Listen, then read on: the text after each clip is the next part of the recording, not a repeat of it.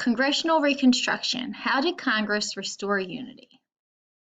Many Northerners were outraged by the Black Codes and with acts of violence used to intimidate African Americans attempting to exercise their rights as citizens. They were particularly angry with President Johnson, who seems to be doing nothing to stop them.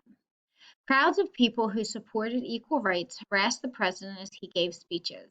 People also expressed their opinions about Congress in the voting booth. The midterm elections of 1866 increased the power of the radical Republicans in Congress. These included Thaddeus Stevens of Pennsylvania, Charles Sumner of Massachusetts, and Benjamin Wade of Ohio. The radical Republicans in Congress believed that Johnson's leniency towards former rebels was endangering Reconstruction. They also believed that Johnson's policies encouraged Southern states to resist accepting African Americans as full citizens.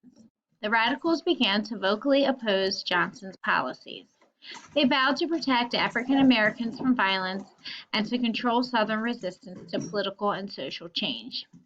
Gradually, Congress took charge of Reconstruction. This period, beginning in 1867, is known as Congressional Reconstruction. In March 1867, the Republican majority in Congress passed the first Reconstruction Act, also known as the Military Reconstruction Act. This law divided the South into 5 military districts, each governed by a general of the Union Army and controlled by federal troops. The military governor was given authority over every government officer in the district, from local police to mayors to state legislators. 3 requirements were imposed on states before they could be readmitted into the Union.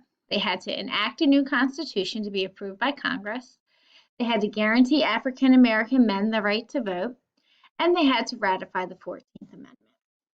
The Reconstruction Acts also required former Confederates to take oaths of loyalty to the United States before they could vote. Many refused to do so and were therefore ineligible to vote. Furthermore, in many areas of the South, African Americans were in the majority. For instance, in 1870, 50% of the population of South Carolina was African American, or 59% of the population of South Carolina was African American.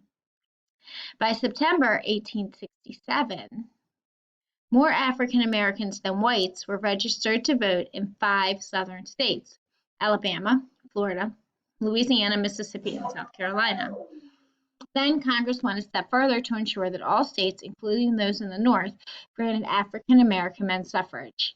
It passed the 15th Amendment to the U.S. Constitution, which stated the following: The right of citizens of the United States to vote shall not be denied or abridged by the United States or by any state on account of race, color, or previous condition of servitude. The 15th Amendment was ratified in 18